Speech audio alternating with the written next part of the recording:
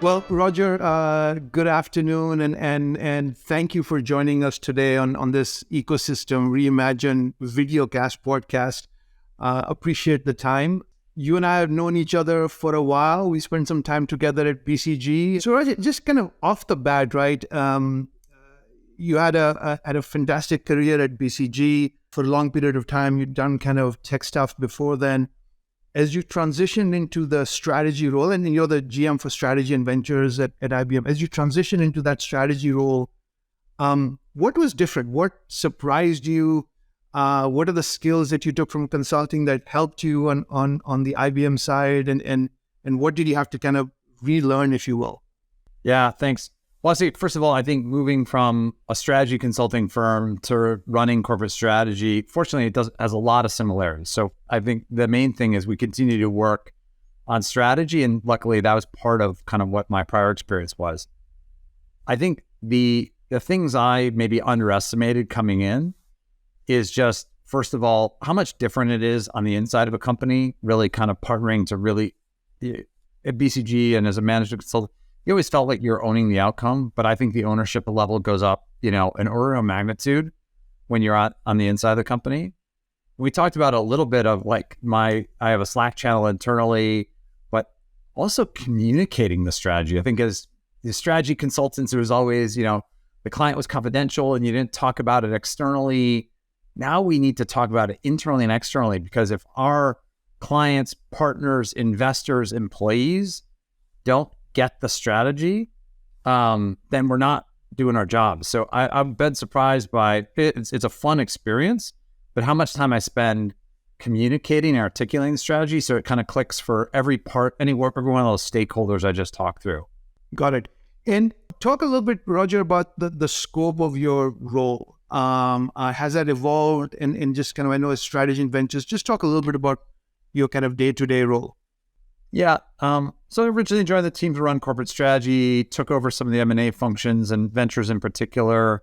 So now I kind of run strategy, and I run something we call organic growth ventures, which is our internal incubator to make sure that we wrap great inventions, primarily coming from our research team, but anywhere in IBM, right, wrap that with a venture-like incubation methodology. So we get good translation of great technology turning into great businesses. So strategy is still probably the majority of what I do, but I think those other two sides of external innovators and internal innovators are great complements, because they're part of where, they help me keep an eye on where the strategy may be going.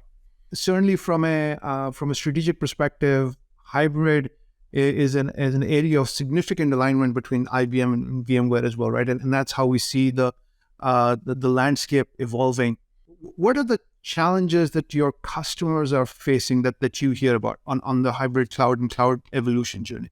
So I'd say there's an adoption curve of how much are you going to take and standardize across that journey. So we got a handful of clients that pick Red Hat and just do it across the board. By the way, a lot of times it's Red Hat on top of VMware, so we're doing it together.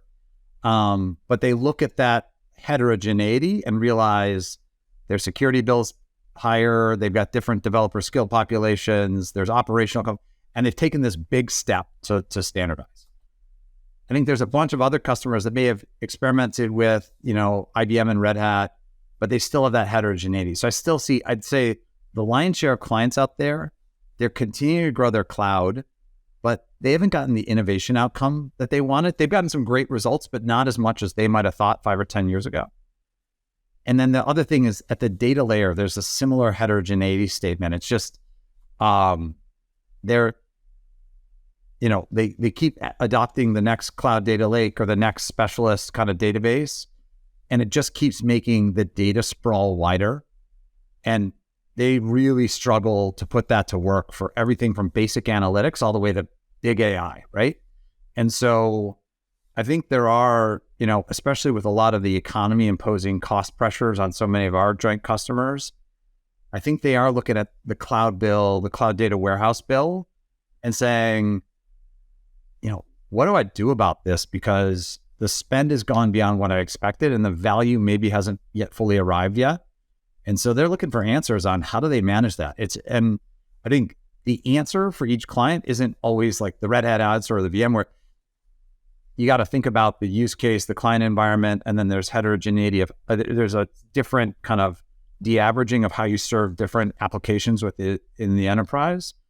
But I think there is a real reckoning happening. No, I absolutely agree. But I think the cloud journey, cloud with a capital C, is still, whether it's private or public cloud, has huge advantages in terms of your innovation speed and time to market. Roger, a little bit to the AI piece and the generative AI piece. There are, though, kind of, call it ethical, privacy, societal implications for this as well, which there always are for any new dramatic technology. There's kind of both sides to it.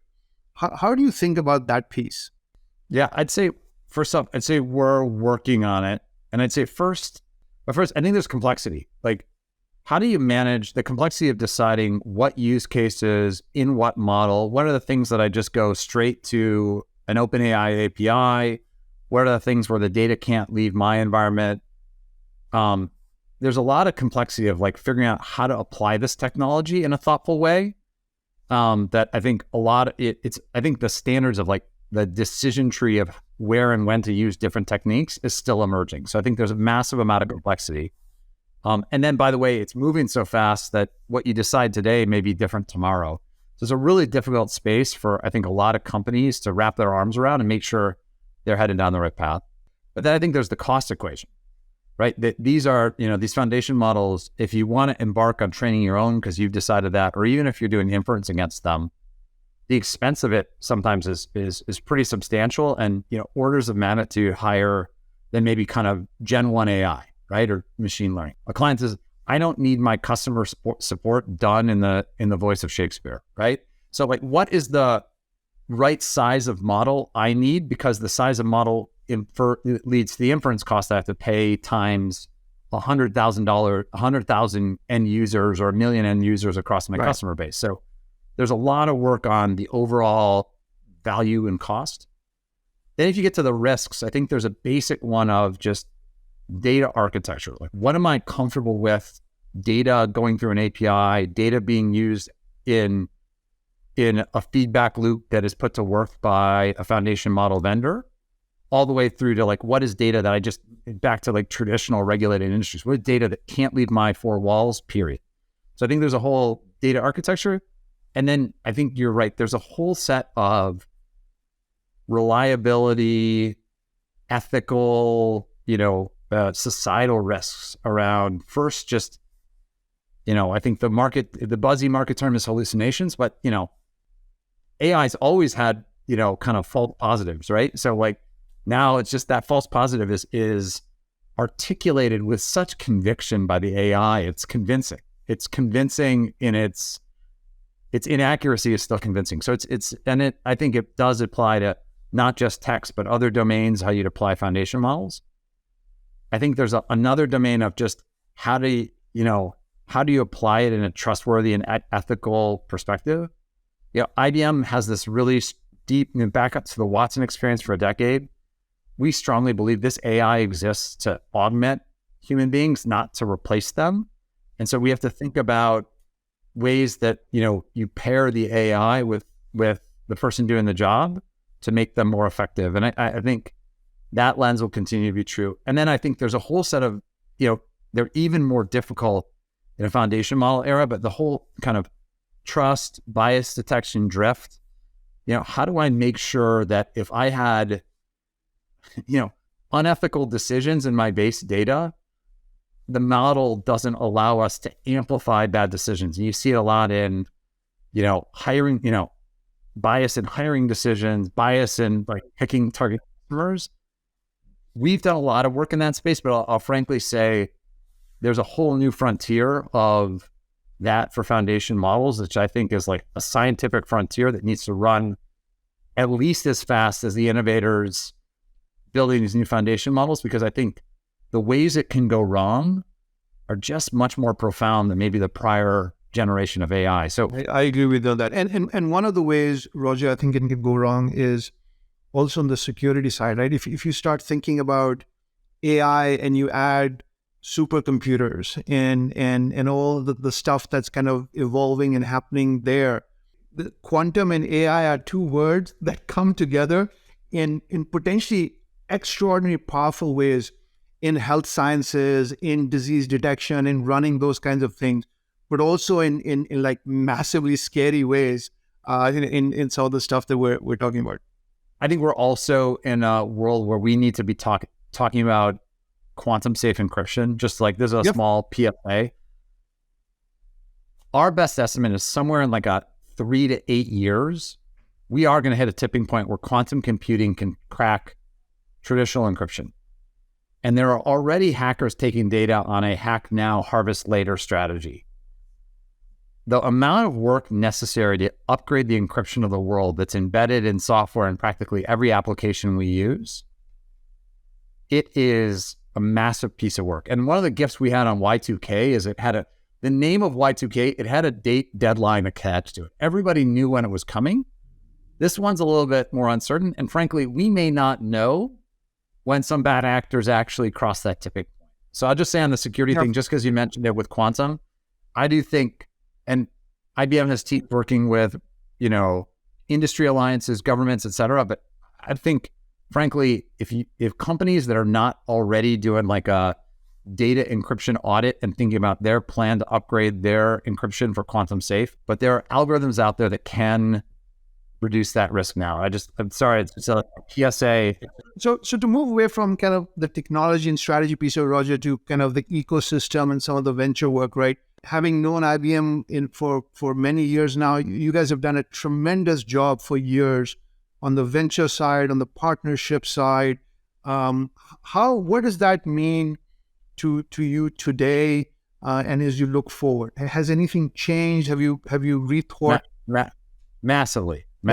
I'll just say, we talk externally about our hybrid cloud and AI strategy, but if there's a third thing we'd put on the list, it's ecosystem. And it really was, again, one of these experiences that's different in my role versus, prior as a consultant is we were going, we spun out our managed infrastructure business, a year and a half ago. We were going through the kind of new IBM pitch with the board, and we've done work on ecosystem. When we really talked about what our plans for the ecosystem with the board, they paused, stood up and said, this is the reverse integration of the Red Hat culture back into IBM. I think there is open source comes with this open partnering thought. Working together with that ecosystem is driving incredible business results for us. And to me, it comes down to just what our clients need. There are a lot of customers, especially kind of the large end of the big banks or things where IBM insisted a bit on the top to bottom blue stack.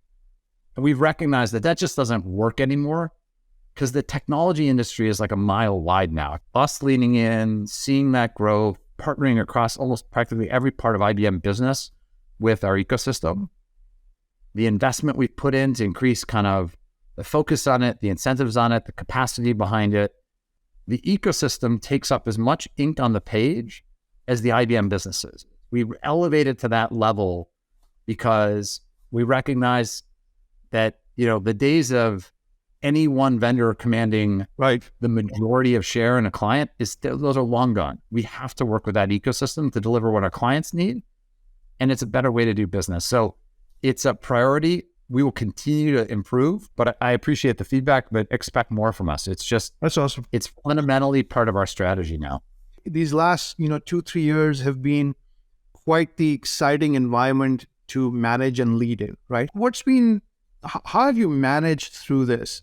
And both, by the way, from a personal perspective, how have you personally managed through this? Because, leaders are also human beings, but then how have you kind of thought about this from your team and leadership style? Because it's, just layers and layers of emotional and business kind of drama. Yeah. Well, listen, I'd say first, Zia, I had a little bit of a gift. I think you got it too.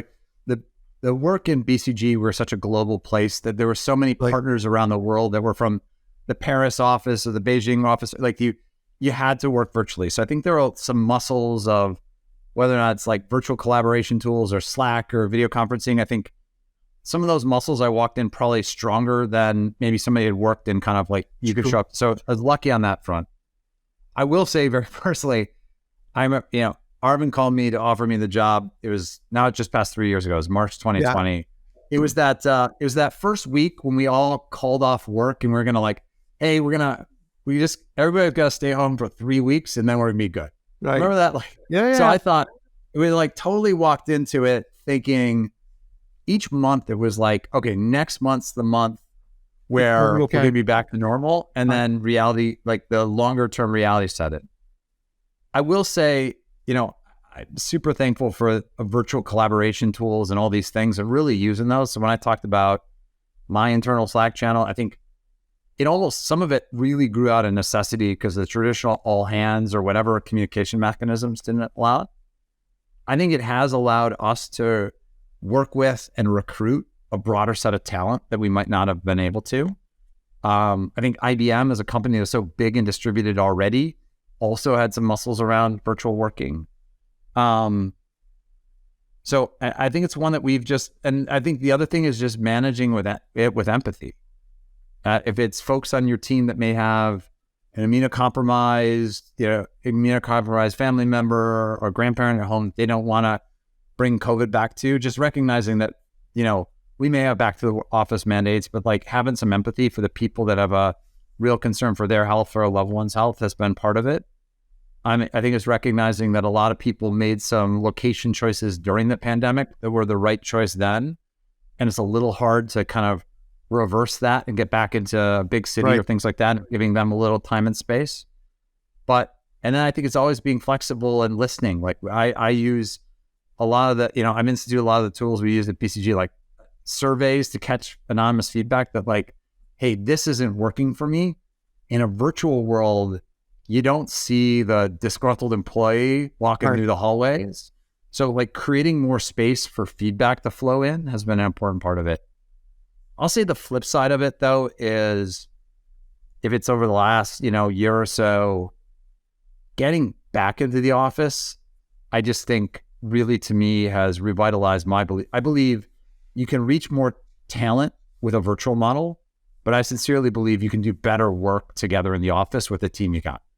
And so there's so many things of like the connection and trust that's built, the feedback that you give to a team when you're walking out of a meeting that you might not have ever, if you're just into your next virtual meeting, you don't do.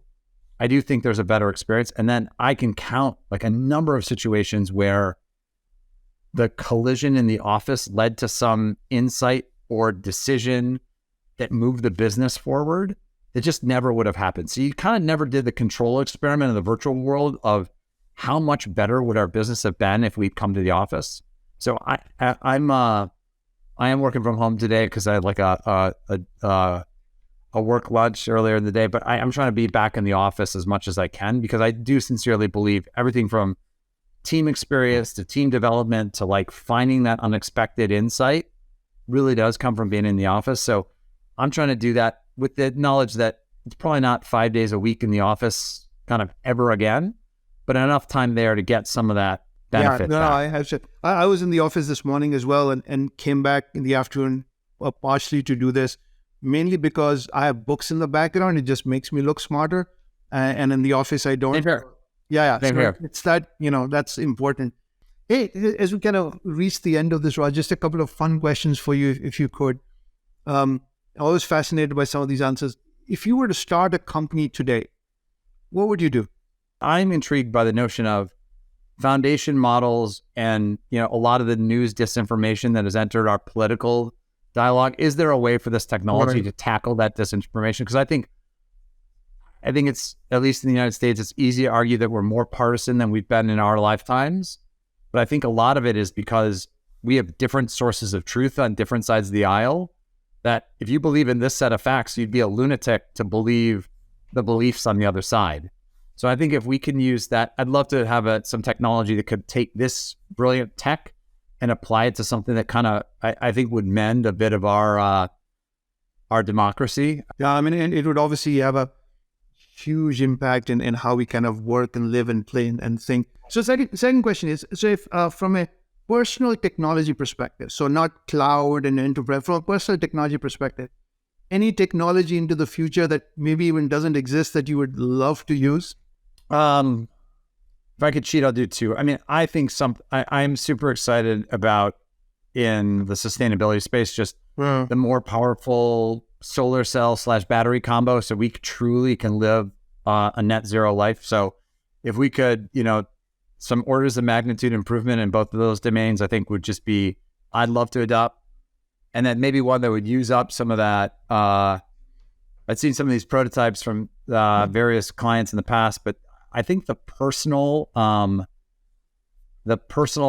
air transit is coming. If you think of like the giant drone that we can step in, and it's got 5 different batteries and 5 different motors, so the risk of it failing is pretty low. Man, you talk about back to the office getting better. If I could just hop in the drone and I cut across Boston traffic, that would be a delight. Which may actually lead to the final question there is if you were to pick a superpower for yourself, what would you pick?